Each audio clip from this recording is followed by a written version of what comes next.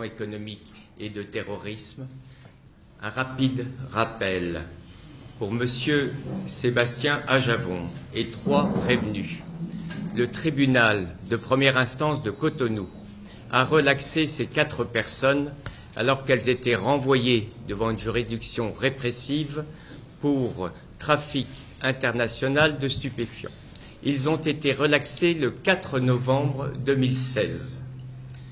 Depuis, compte tenu de ce que subit personnellement M. Sébastien Ajavon, celui-ci a fait le choix de saisir la Cour africaine des droits de l'homme et des peuples contre l'État du Bénin.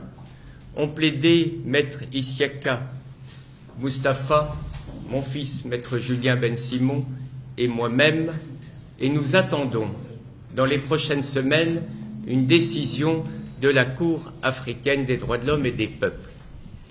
2 ans après cette relaxe, le 24 septembre 2018, M. Sébastien Ajavon et les 3 autres personnes qui étaient avec lui devant le tribunal reçoivent une convocation devant la Cour de répression des infractions économiques et de terrorisme pour une audience d'aujourd'hui, 4 octobre.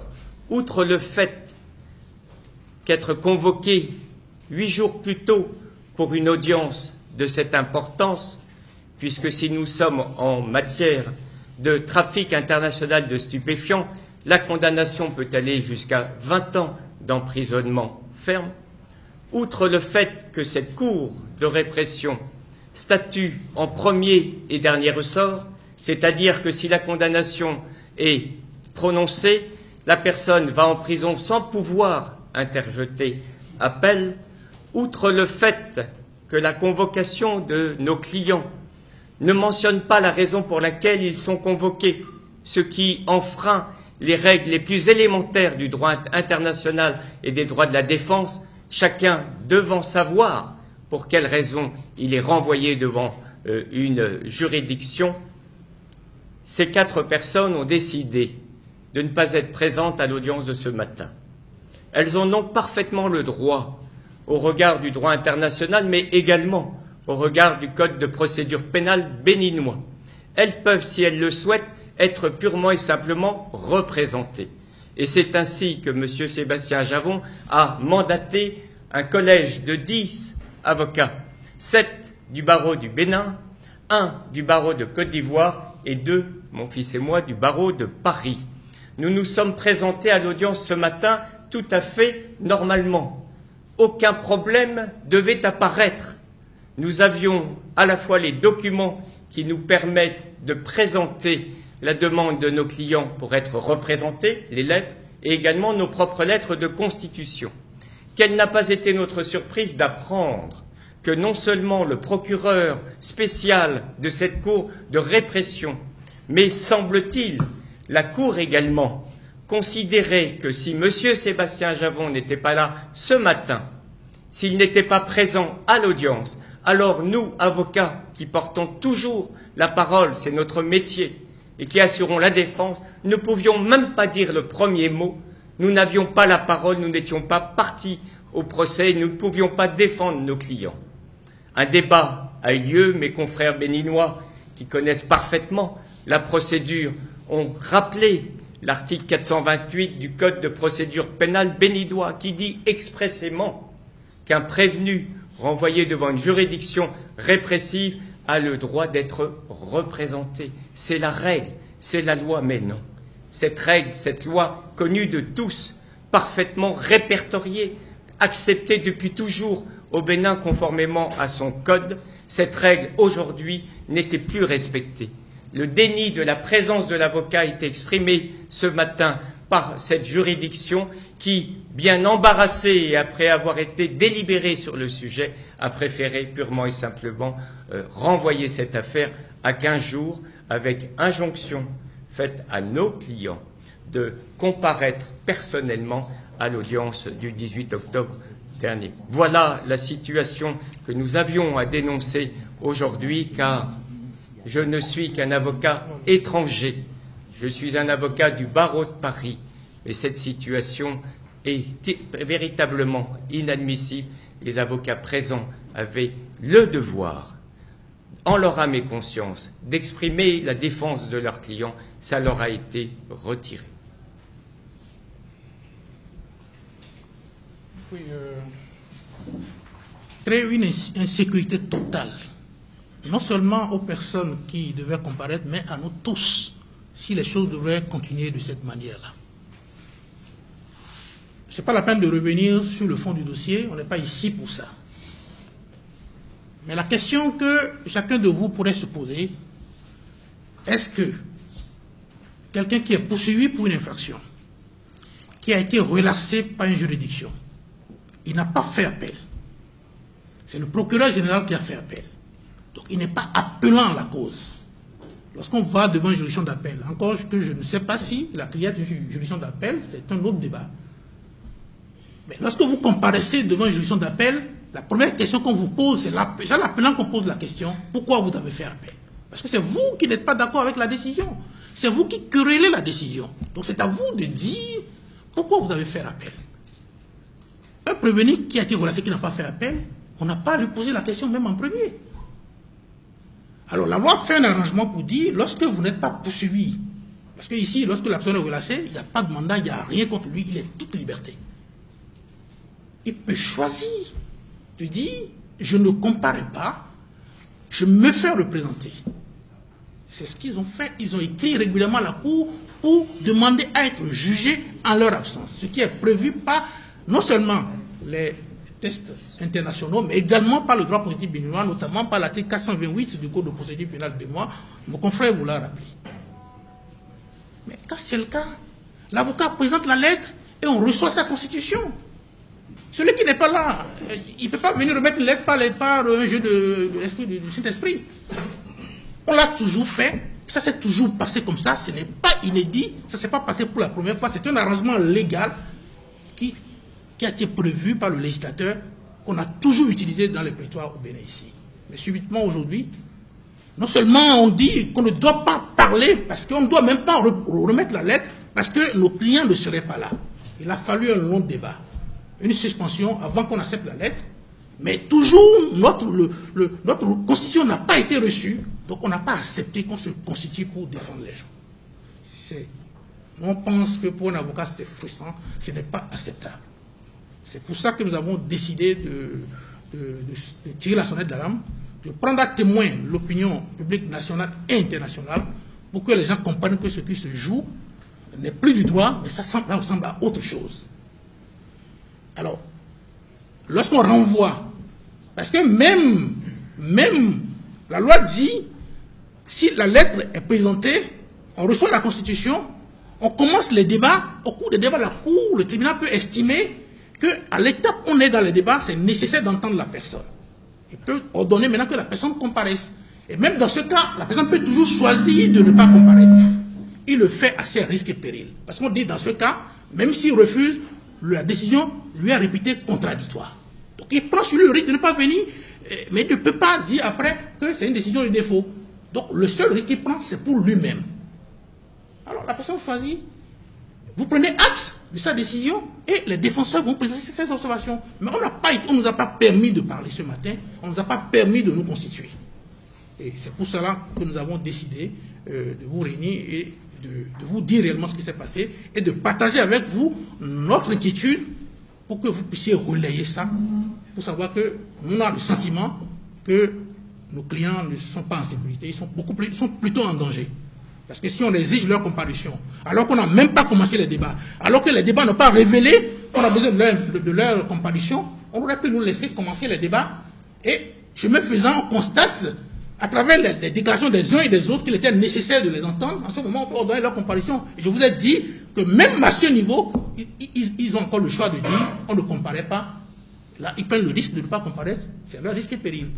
Donc, c'est vraiment inadmissible ce qui s'est passé. Et c'est pour cela que nous avons décidé de donner de la voix. Je pense que le dossier est en cours, donc c'est pas ici qu'on ira dans les détails du fond du dossier, mais nous avons voulu que l'opinion publique sache ce qui s'est passé et nous ne sommes pas du tout d'accord. Nous élevons la plus vive protestation. Je vous remercie. Merci beaucoup, M. Siaga.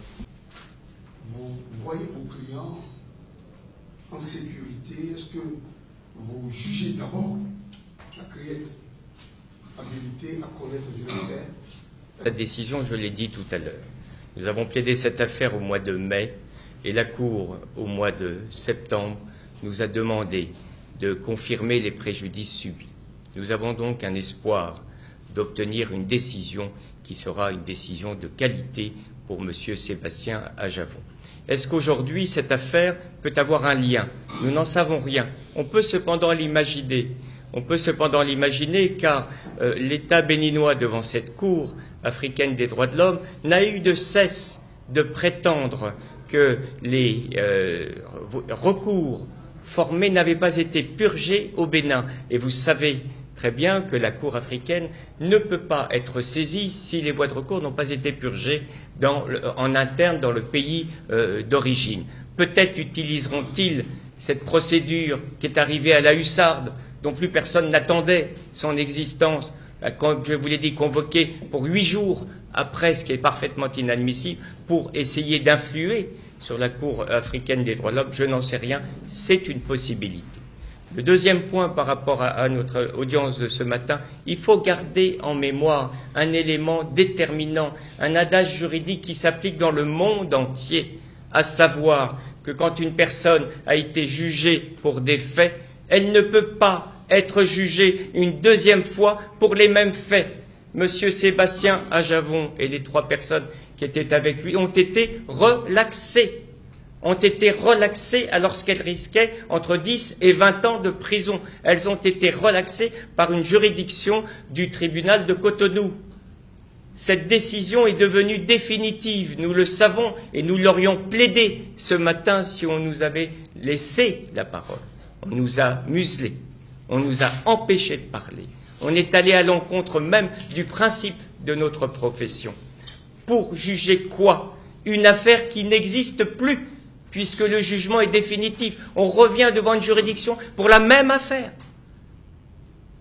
Et nous savons que c'est pour la même affaire, parce que même si dans la convocation il n'est rien indiqué, ce qui est aussi inadmissible, je l'ai déjà dit, on le sait que c'est pour cette affaire, car les témoins de cette affaire de cocaïne étaient convoqués, parce que les 4 prévenus de cette affaire de cocaïne étaient également convoqués. Donc on sait qu'on recherche ici, au Bénin, le moyen de rejuger une affaire qui a déjà été largement jugée. Il y a de quoi dénoncer le non-respect des règles élémentaires, des principes généraux du droit, des droits de la défense et aller jusqu'aux droits de l'homme. C'est ce que nous faisons et c'est pour ça que nous sommes là ce soir, devant vous. S'il aurait fait ça, il faut retenir que cette convocation a été délaissée le 24 septembre. Au moment où il le faisait, M. Ajavon n'était pas au Bénin. Vous savez, c'est un homme d'affaires d'envergure internationale. En un mois, il voyage au moins 1 fois par mois. Donc il était déjà parti quand la convocation a été délaissée. Donc il avait des rendez-vous sur le plan international. Mais cela dit, rien ne l'oblige juridiquement à être là ce matin. La loi lui permet de se faire représenter. Et c'est ce qu'il a fait. Ça ne veut rien, c'est la loi qui a permis cela, c'est la loi qui a dit qu'une personne convoquée peut demander à être jugée en son absence. Parce que nous, on ne veut pas aborder le fond, mais pour nous, cette affaire est terminée. Parce que l'appel sur lequel je ne veux pas aller dans les détails parce que le dossier, je ne le plaidais pas ici, mais l'appel sur lequel il se fonde, l'appel est inexistant. Ça n'existe pas là où ça doit exister. Donc ce dossier, on ne pourrait même pas l'enrôler, puisque cet appel n'est pas régulier. Donc il faut savoir, raison de plus pour lui, pour demander c'est son droit. Donc le 18 octobre, rien ne l'oblige. Là, il n'est pas là, rien ne l'oblige non plus à être là le 18. Je vous ai dit, il faut lire l'article 428, il faut publier cela dans vos journaux, dans vos organes, pour que c'est clair, ça ne donne même pas lieu à une interprétation. Tout le monde lit, on peut comprendre. C'est-à-dire, il demande à comparaître, demande à être jugé en son absence. Cet avocat le représente. Si au cours des débats, malgré cela, le juge constate qu'on a besoin de lui pour éclairer, parce que c'est lui qui risque une condamnation. Donc c'est lui, en fait, c'est lui qui a intérêt à être là. Ce n'est pas... c'est lui qui a intérêt à être là. S'il choisit, il le fait, c'est risque et péril. Si, au cours des débats, la Cour constate qu'on a besoin de lui pour comprendre, il peut renvoyer. C'est à ce moment qu'on peut renvoyer. C'est qu'on est déjà dans les débats. Mais s'il renvoie, la loi dit, il peut encore dire non, je ne viens pas. La conséquence, c'est que la décision lui est opposable. C'est tout. Donc rien ne l'oblige à venir. Je ne suis pas lui, je ne prends pas la décision à sa place, mais rien ne l'oblige à être là le 15. Et le 18. Donc nous allons rappeler les dispositions. Ce que nous demandons, c'est que la loi soit appliquée. On ne demande pas autre chose. Ce que la loi a prévu, que cela soit respecté. Voilà. Parce que le juge est soumis à l'autorité de la loi. Merci, on va prendre 2 questions. Problème sur le plan procédural. Relaxé, c'est relaxé. Celui qui est relaxé au Bénin-Dessous, il est relaxé. C'est pas parce que la personne est relaxée que sur le plan procédural, ça pose un autre problème. C'est dit, la preuve, il n'a pas fait appel. C'est le parquet général qui a fait appel. Donc c'est le parquet général qui n'est pas satisfait de la décision, qui estime qu'il y a quelque chose qui a fait appel et appel irrégulier. Donc lorsqu'on cherche à vous embrouiller, on dit relaxé au bénéfice de doute, celui qui le dit, il ne comprend pas les choses. Se relaxer, avant d'être au bénéfice de doute, c'est relaxer. Donc ça produit les mêmes effets juridiques. Donc on ne peut pas condamner celui qui est relaxé, que ce soit au bénéfice de doute ou relaxé purement simplement, on ne peut pas le condamner. S'il est poursuivi avec mandat, lorsqu'on prononce une relaxe au bénéfice de doute contre lui, il sort de la prison. Le mandat est levé. Donc, relaxe au bénéfice de doute et relaxe purement simplement produisent les mêmes effets juridiques. Je suis prêt à tenir le débat devant n'importe qui. Lorsque vous êtes en prison et qu'on vous relaxe, vous sortez. Que la relaxe soit purement simplement au bénéfice de doute, vous sortez. Donc, ça n'a aucune conséquence sur la procédure. Donc, ceux qui le disent, c'est ça qu'il faut le leur dire. On l'a dit, cette cour statue en premier et en dernier ressort. Il n'y a que la voie de cassation, et la cassation, ce n'est pas un 3e degré de juridiction. La cour de cassation ne rejuge pas, ne reprend pas les faits. Donc il voit si le droit a été bien appliqué. Et ici, je crois qu'on est sur le terrain du droit. Deuxième question, la tradition des hommes de barreau, comme vous, le lien entre le ministère public et le président de la Cour. Parce que ce matin, moi, il y a eu des gens, après une suspension de séance, se retrouvaient tous dans le même bureau. Venir après comme et comme si ce matin, le président de la Cour savait que le ministère public avait quelque chose à dire, quand le lien s'est repris, il n'a pas lui donné la parole, il commence par lire l'article du départ. Le lien entre le ministère public. Moi, je vous en sais gré. Si vous posez la question, ça va, vous avez trouvé que c'était anormal. Le ministère public est parti au procès. Donc, il devait être au même pied d'égalité que les autres parties. Qui plus est, il est appelant. C'est parce qu'il a fait appel qu'on est là. Pour nous, la justice nous a donné raison. S'il n'avait pas fait appel, on n'en serait même pas là. Alors, comment se fait-il qu'une partie, quelqu'un qui est partie poursuivante, il ne doit pas avoir de contact avec la Cour? Parce que la Cour est indépendante. C'est lui qui vient soutenir l'accusation. C'est lui qui vient requérir la peine. La Cour n'est pas obligée de suivre ce que le ministère public demande. Parce que la Cour est indépendante. Donc ce n'est pas normal que... moi, si vous avez fait ce constat, moi je dis que ce n'est pas normal. Oui, par rapport à ce que vous avez relevé, moi j'ai honte de vous entendre le dire devant la presse nationale et internationale. C'est une pathologie de notre système judiciaire. Ça n'a pas de sens. Juridiquement, c'est absolument inadmissible. La Cour est indépendante et c'est la Cour qui juge. Le ministère public est comme une partie au procès. Je voudrais rapidement vous rappeler l'histoire, ce qui a conduit à ce que le ministère public est appelé à se retrouver sur le même palier que la Cour.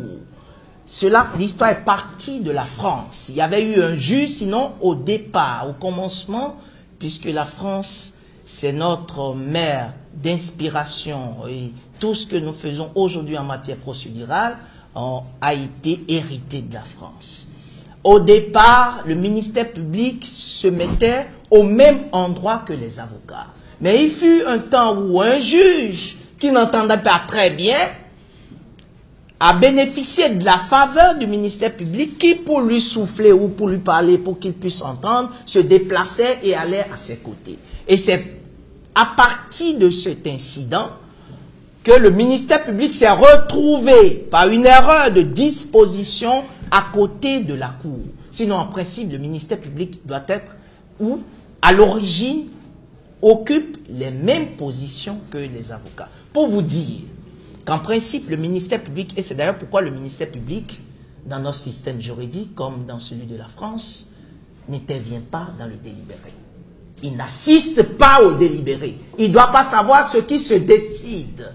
Ce que vous avez constaté, si vous étiez un huissier, ça aurait pu avoir des conséquences juridiques extrêmes. Parce que le ministère public n'a pas le droit, et il faut que ça s'arrête. Vous l'auriez relevé peut-être aussi, qu'il y a des petits mots qui se passent entre le ministère public et le procureur, et le président de la Cour. Comme si le président de la Cour allait chercher une approbation. Vous savez, nous sommes tous des Béninois. Et la seule chose qui nous protège, c'est la loi. Mais cette Cour nous donne l'impression que nous sommes dans un couloir. Et que tous ceux qui y passent vont directement, pas au jugement, mais à la condamnation. Je vous dis, et ce serait mon mot de fin, si le ministère public continue à se comporter comme ça, il viole non seulement les principes cardinaux qui régissent notre droit de procédure pénale, mais aussi les conventions internationales, mais en plus, il viole la sécurité de nous tous. Ça veut dire que c'est plutôt le ministère public qui est le président de la Cour, ce qui, du point de vue juridique, absolument constitue une aberration. Merci. Nous sommes dans un état de droit. Un état de droit, ce n'est pas une incantation. C'est un état assis sur d'abord une constitution qui prévoit des règles prédéfinies. Le garde des Sceaux n'est pas dans son rôle. La compétence d'une juridiction est appréciée par la juridiction elle-même. Et avant qu'elle ne se prononce, il lui appartient de se prononcer d'abord sur sa compétence à connaître des faits qui lui sont soumis. Le garde des Sceaux a outrepassé ses pouvoirs. Il a violé le principe de la séparation des pouvoirs. Et si on était dans un état où nous avons confiance en la Cour constitutionnelle, ses propos devaient être déclarés anticonstitutionnels. Ce n'est pas possible. Qu'est-ce qu'il dit? Il dit oui, la criette est compétente pour connaître de cette affaire. Et il dit, au fond, il revient à la criette de se prononcer. Mais qu'est-ce qu'il dit? En fait, il conditionne la criette. Parce que la notion de compétence, c'est un contentieux juridique qui peut être discuté devant la criette. Et il appartiendra à la criette d'apprécier au regard de notre droit positif si elle est compétente ou pas. Mais le garde des Sceaux anticipe, puisque c'est eux qui ont nommé les juges. C'est eux qui ont créé la criette. Et la criette siège au ministère, dans le bâtiment qui est censé abriter le ministère de la Justice. D'abord, ça, c'est une incompatibilité qui me pose problème personnellement. Parce que la justice, le pouvoir judiciaire, c'est un pouvoir. Ce n'est pas possible. Et lorsque j'entends le garde des Sceaux, alors que pour une affaire qui est pendante, venir nous parler de la compétence, c'est une aberration. C'est une erreur qu'il ne faut plus jamais reprendre. Le garde des Sceaux, c'est un confrère, mais ce n'est pas ce que le droit enseigne. Je vous remercie. Je voudrais ajouter quelque chose. Dans ces cas-là, aucune juridiction, fuir la cour de répression que nous évoquons, ne peut prendre en charge une telle affaire. Je vous confirme que ce jugement est définitif. Pour qu'un jugement soit définitif, il faut que personne n'ait interjeté appel de manière recevable. Pour interjeter appel d'un jugement devant vos juridictions au Bénin, chacun a un délai de 15 jours pour interjeter appel. Il doit le faire au greffe du tribunal correctionnel, tribunal de première instance. Nous avons la certitude que personne n'a interjeté appel auprès de ce greffe de ce tribunal. Reste alors une deuxième possibilité d'appel, ça n'est plus en 15 jours, mais c'est en 2 mois, c'est beaucoup plus long. Et qui a le droit, le pouvoir et les moyens juridiques d'interjeter appel à ce moment-là? C'est le procureur général, c'est-à-dire le procureur près la cour d'appel. Et dans ces cas-là, vous avez un texte. Ce dossier m'a permis de mieux comprendre votre législation. Vous avez un texte qui dit expressément, à peine d'irrecevabilité d'un appel qui aurait été donné, ce texte dit que le procureur général a l'obligation d'interjeter appel auprès de qui? Auprès du greffe de la cour d'appel. Et nous avons la certitude, parce qu'un huissier est allé au greffe de la cour d'appel, après le délai de 2 mois. Le délai de 2 mois expirait au 4 janvier 2017. Votre question est précise. Je dois vous répondre précisément, excusez-moi. Nous sommes allés le 11 janvier 2017. Un huissier s'est présenté, un auxiliaire de justice assermenté. Un huissier est un auxiliaire de justice assermenté. Et il a dressé procès-verbal.